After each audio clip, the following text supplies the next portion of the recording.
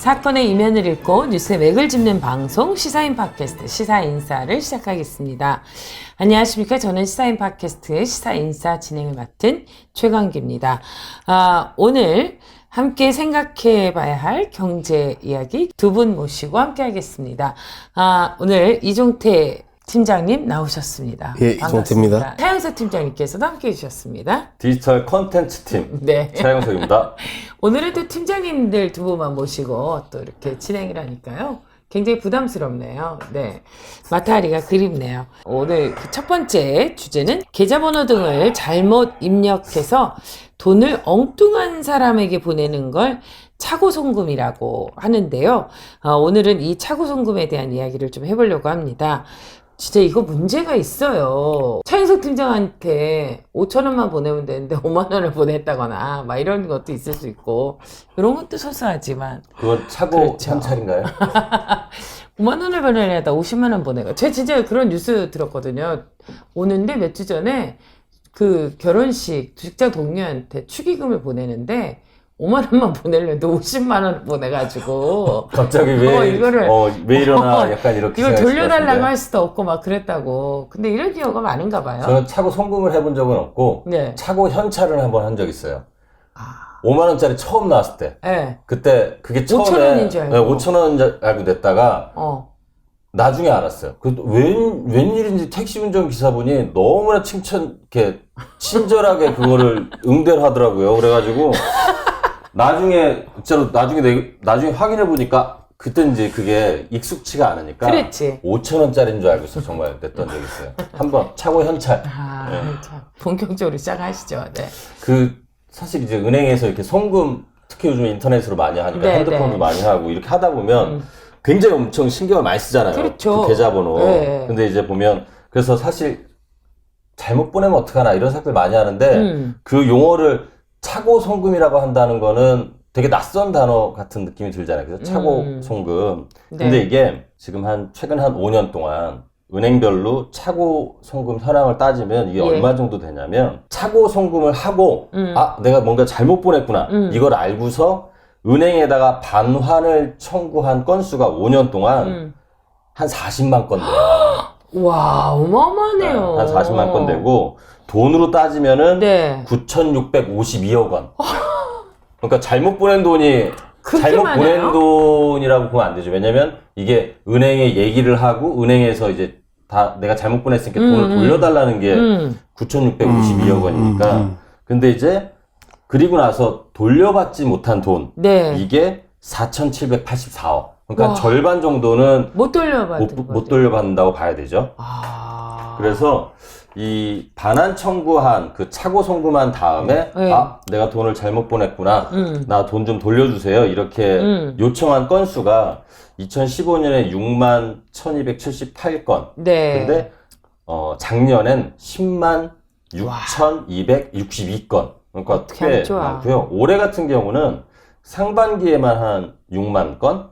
그리고 이제 금액 같은 경우를 따지면 그러니까 뭐 계속 연마다 있는데 네. 2015년에 1,761억 원이었는데 작년에 2,392억 원. 그러니까 와. 점점 늘어나고 있어요. 늘어나고 있고 올해는 지금 상반기에 1,204억 원. 꽤 많죠? 상반기만. 네. 그래서 약간 40만 건이라 했잖아요. 이 차고 송금 한 게. 근데 그 중에 계좌를 잘못 눌러가지고 계좌 입력 오류가 한 30만 9,700건 정도니까 한 4건 가운데 3건은 계좌 입력 오류. 그렇죠. 나머지 그러면은 한 건은 나머지 3분의 1은 계좌 이거 뭐 송금액을 잘못 누를 수도 있고 그런 거죠.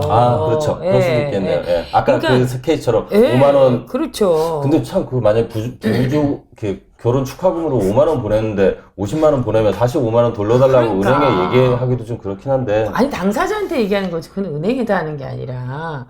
그런데 이게 진짜 왜냐면 이제 인터넷 뱅킹이나 이런 게 늘어나니까 이런 게 점점 차고 송금이 많아질 수밖에 없을 것 그렇죠. 같아요. 네. 그러니까 저도 뭐 보낼 때 되면 몇 번씩 세워봐야 이렇게 내가 제대로 보내고 있나 그런 생각이 있는데 이렇게 차고 송금을 일단 하게 됐어요.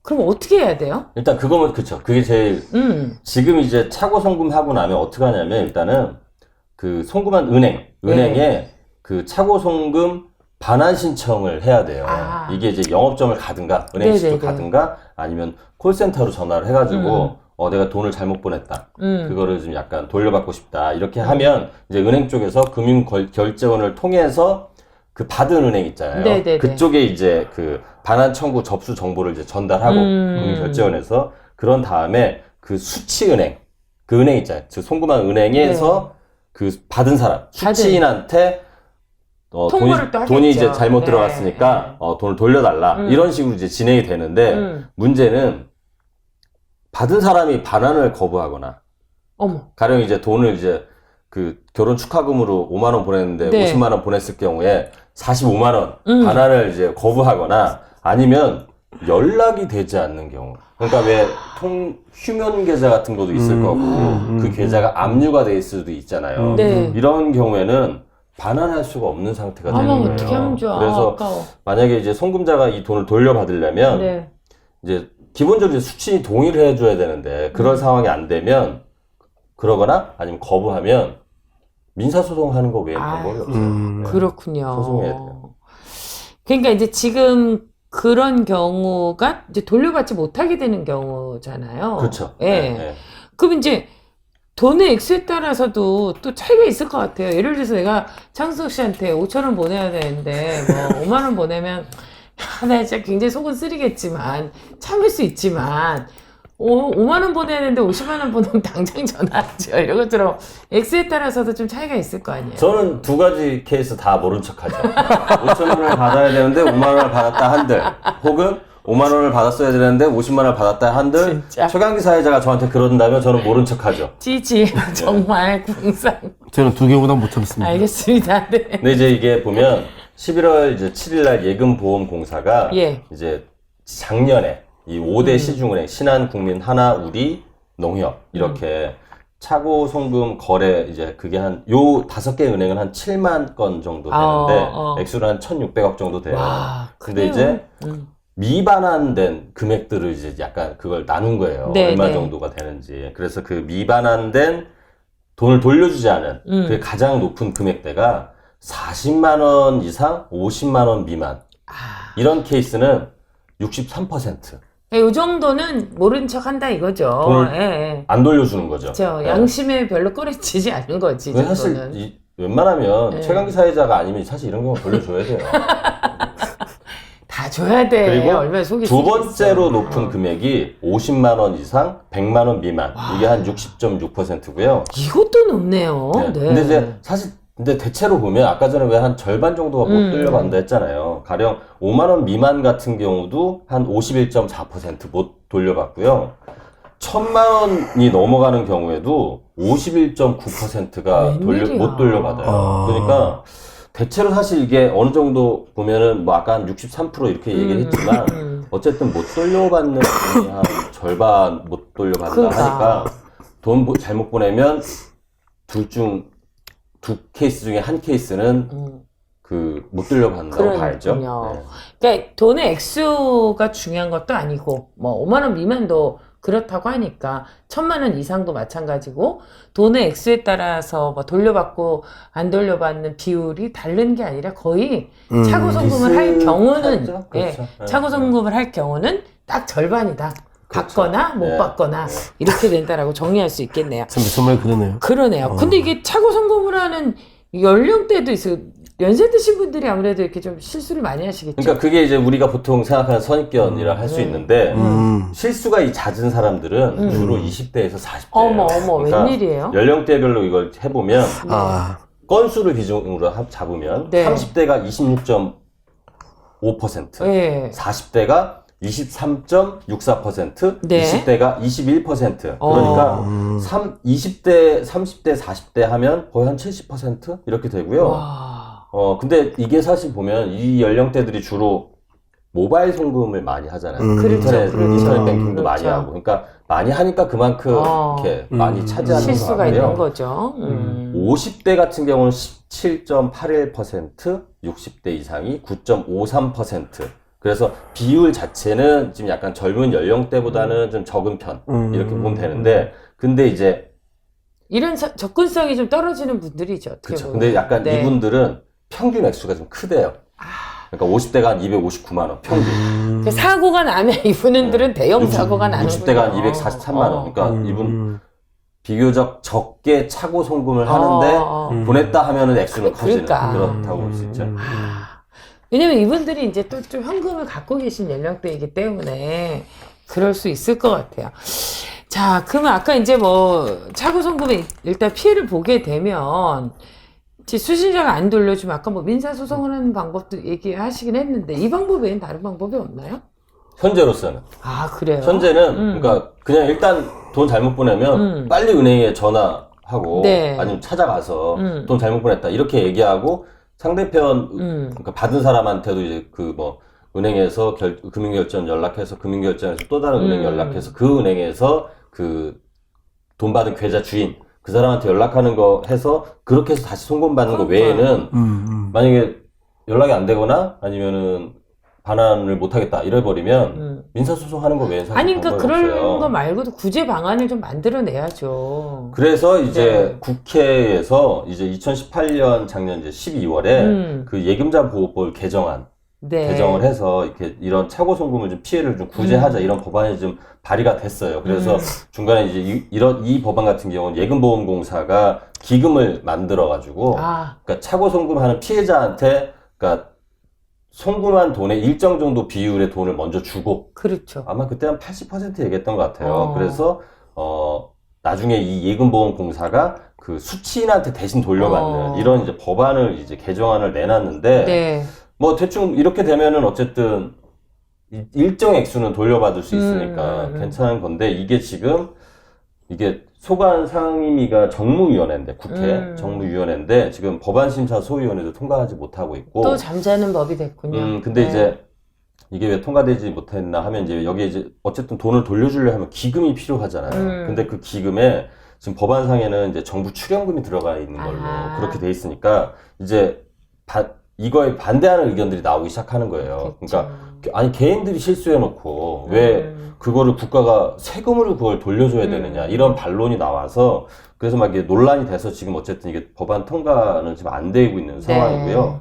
근데 이제 생각해 보면 어쨌든 이제 만약에 차고 송금이 이렇게 딱 일어나게 되면은 당장 이 사람이 은행을 찾아가야 되고 그럼 그렇죠. 은행 입장에서는 이제 민원이 생기는 거잖아요. 그리고 이제 어쨌든 요즘 이제 고객 보호 은행들이 이제 자기네 고객 네. 보호가 이제 강화되는 추세인데 그래서 이제 뭐 조금 그 금융사들이 약간 기금을 좀 약간 출연하는 뭐 그런 건 어떠냐 이런 얘기도 좀 있기도 하고 아니면은 그냥 이제 금융권에서 이렇게 출연을 따로 하지 않으면 그냥 어떤 외부 기금을 좀 이렇게 차입해가지고 네, 기금을 네. 조성하는 이제 그렇게 되면은 이제 운영 가능한데 이제 그럴 경우에는 차고 송금을 한 사람이 좀 일정 정도의 이자를 좀 약간 부담해야 되는 만약 이제 그렇게 되면 이제 어쨌든 외부에서 차입을 해가지고 기금을 만들어 놓으면 어쨌든 거기에도 이제 이자가 생기는 거니까 일정 정도 비용을 좀 지불하는 건 어떠냐 뭐 이런 얘기도 좀 있나 보더라고요. 아니 근데 저는 이제 이건 뭐 어쨌든 기금을 마련하는 일이기 때문에 국회에서도 그리고 다른 여러 기관들에서도 이제 갑론을박할 수 있는데 저는 좀 아이디어를 낸다면 이렇게 현금을 송금할 경우에 수취인이 현금을 인출할 때 최소한 반나절 정도는 조금 이렇게 그 송금 자체, 인출 자체를 좀 제한한 보이스피싱 같은 경우도 이제 그런 게 있잖아요. 그러니까 그렇게 하면 어떨까? 그게 시간적인 여유를 좀 주면 어떨까 싶은 생각도 드네요. 그런 서비스가 있어요. 그러니까요. 네, 그러니까 만약에 근데 이제 모든 거에 대해서 좀 한번 일단 진짜로 이거는 뭐 사람들이 사실 이런 경험들은 많이는 안 해봤었을 텐데 근데 아까 숫자는 엄청 뭐 한 5년 동안 40만 건이니까 많은 편인데 만약에 이제 실수나 부주의로 이렇게 돈을 잘못 보냈다 이러면 일단은 금융회사 콜센터로 연락을 하는 게 제일 좋아요. 근데 이제 물론 이제 그 찾아가면은 되긴 하는데 주말이나 저녁이나 공휴일에는 거긴 문을 닫잖아요. 그렇지요. 영업점은. 그러니까 근데 이제 콜센터는 차고 송금 반환 청구 절차하면은 이게 이용할 수 있대요.